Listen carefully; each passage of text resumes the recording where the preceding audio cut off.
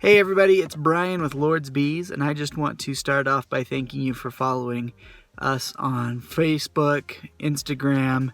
Not a whole lot of what I'm doing is on Twitter, but we are available there as well if you do want to follow us on Twitter as well. Can't guarantee how much activity there's going to be on there, but I just wanted to record a little video today for my, if you haven't noticed, I've been kind of trying to post something every day, bee related. So today I wanted to address one of the questions I've had most since I started talking about this on my social media posts, and that is why I want to be a beekeeper, why I'm getting into beekeeping. Well, it is something that I've wanted to do for a good long time.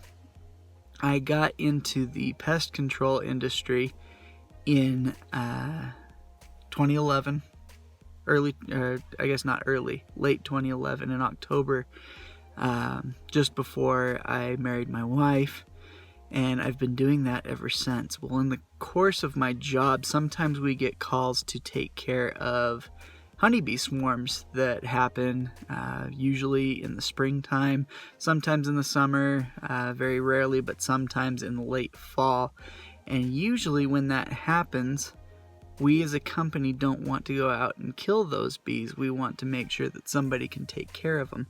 So we usually recommend, or we ourselves call out a beekeeper to see if they can remove the colony safely and be able to put those bees in a place where they can continue to survive. Well, in my work of doing that, I've learned a lot about bees and the way that they operate, as well as other pests, but the bees are what has really intrigued me. I've learned a lot about them, how the queens work, how the workers are going through, how the drones operate, who stings, who doesn't, what they, all this kind of thing. So it's kind of piqued my interest in getting into beekeeping itself. I've known a couple different people that have done beekeeping. For those of you that may not know, I did serve a mission for the Church of Jesus Christ of Latter-day Saints back in 2005 to 2007. It's been a little while now, but there were a couple people I knew or got to know while I was out in California that were also beekeepers, and they'd provide their own honey and everything.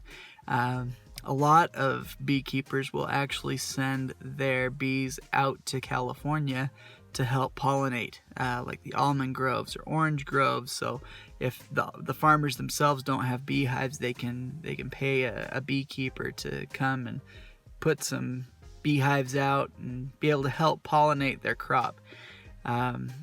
So between hearing about that on my mission that I had served and my job, I started doing a lot of extra reading, a lot of extra studying on what it takes to be a beekeeper. And after getting through all that and reading a bunch, studying a bunch, I decided this is something that I want to do. And it came to really a matter of where I could do it.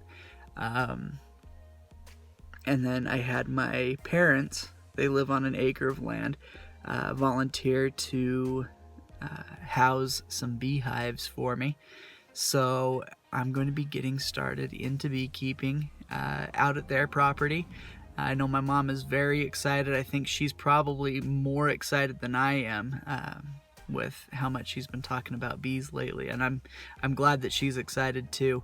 But I just want to, I hope that you guys will follow along with the journey. I'm going to be recording my hive inspections, putting together equipment, maybe as I get to know more beekeepers, maybe record some interviews with some other beekeepers about what it takes to be a beekeeper, some things you need to know while you're beekeeping.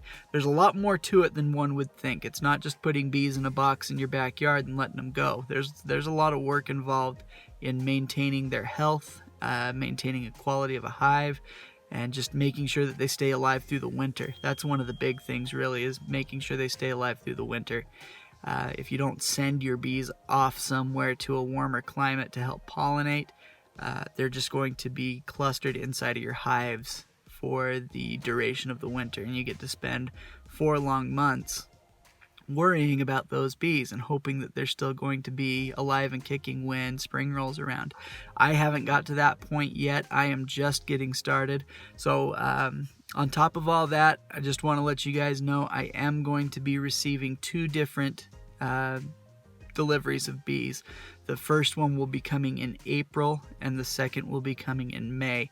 And I just ordered those through our local bee supply store. It's called Deseret Hive Supply.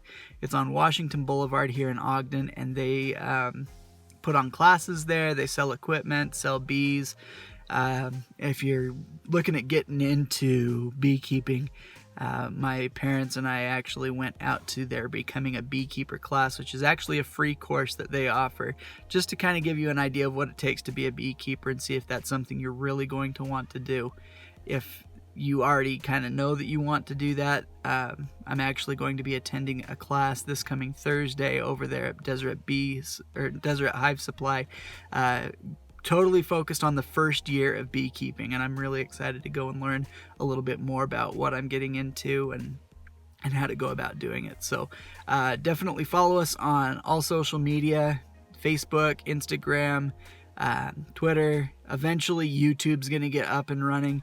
It might actually even with this introductory video. And then like I said, I'm gonna be showing equipment and getting things ready for the bees to arrive. I'm gonna show you guys what happens when the bees do arrive and we install them into the hives, as well as all of the hive inspections that I'll be doing throughout the year.